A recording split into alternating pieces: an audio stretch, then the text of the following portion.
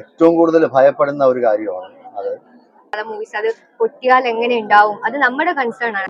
ഒട്ടും പ്രതീക്ഷിക്കാതെ വന്ന ദുരന്തമാണല്ലോ ഇടുക്കി മുല്ലപ്പെരിയാർ ഡാമിന്റെ ഒരു പ്രശ്നം ഇപ്പൊ നിലനിൽക്കുന്നു. അതിനെക്കുറിച്ച് എന്താണ് അത്?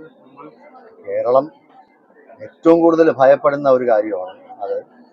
നമുക്ക് തന്നെ അറിയാം, നമ്മൾ എതിരോ വായിച്ചിട്ടുണ്ട്. അതായത് അമേരിക്ക ഹിരോഷിമയിൽ നാഗസാക്കിയിൽ വിട്ട ബോംബിനെക്കാളും 100 മടങ്ങ് മൂവീസും കൂടെ ഇറങ്ങിയിട്ടുണ്ട്, നമ്മൾ കണ്ടിട്ടുണ്ട് പല മൂവീസ്. അത് പൊട്ടിയാൽ എങ്ങനെ ഉണ്ടാവും, അത് നമ്മുടെ കൺസേൺ ആണ്. ആക്ച്വലി നമ്മൾ കേരളത്തിലാണ്, കേരളത്തിന്റെ ഭാഗമായിട്ട് അത് സ്ഥിതി ചെയ്യുന്നത് കൊണ്ട് അത് പൊട്ടിയാൽ നമ്മളെ അത് ഏത് രീതിയിലേക്ക് ബാധിക്കും എന്നുള്ളത് നമുക്ക് വ്യക്തമായ ധാരണയുണ്ട്.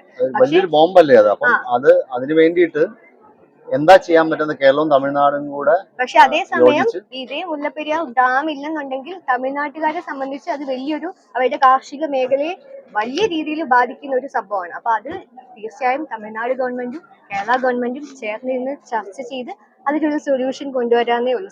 കൂടുതൽ ചർച്ച ചെയ്തുകൊണ്ടിരിക്കേണ്ടത് എത്രയും പെട്ടെന്ന് അടിയന്തരമായിട്ടുള്ള ചർച്ചകൾ നടത്തി. ഇപ്പൊ നമ്മൾ വയനാടിന്റെ തന്നെ നമുക്ക് കേൾക്കുമ്പോൾ നമ്മളൊരു പ്രദേശത്തിന്റെ കാര്യം മാത്രമല്ല, ഇത് അങ്ങനെയല്ല. ഇത് 3-4 ജില്ലകൾ മൊത്തത്തിൽ ഒഴുകി പോകുന്ന ഒരു കാര്യമാണ്. അപ്പൊ അതിനു വേണ്ടിയിട്ട് എത്രയും പെട്ടെന്ന് ചർച്ചകൾ പുരോഗമിക്കും, അടിയന്തര ചർച്ചകൾ നടത്തി.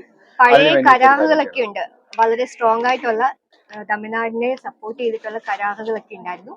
അതൊക്കെ മാറ്റി നമ്മുടെ ഇപ്പോഴത്തെ ഒരു സിറ്റുവേഷനും കാര്യങ്ങളും ഒക്കെ വെച്ചിട്ട് പുതിയൊരു ഡാം നിർമ്മിക്കുകയോ അല്ലെങ്കിൽ അങ്ങനെ എന്തെങ്കിലും ഒരു സൊല്യൂഷൻ പാരലായിട്ട് കരാറുകൾ മാറ്റുക എന്നുള്ള കാര്യമല്ല. ആ കരാറുകളിൽ തമിഴ്നാടിന് ഇപ്പൊ കൊടുക്കുന്നതിനേക്കാളും കൂടുതൽ കൊടുത്തു കഴിഞ്ഞാലും കുഴപ്പമില്ല. പക്ഷെ നമുക്കിത് സേഫ്റ്റി, നമ്മുടെ കൺസേൺ സേഫ്റ്റിയാണ്. അപ്പൊ അതിന് എന്തെങ്കിലും ഒരു സൊല്യൂഷൻ ഉണ്ടാക്കുക ഗവൺമെന്റ് മാത്രം സംസാരിച്ചാൽ നടക്കും.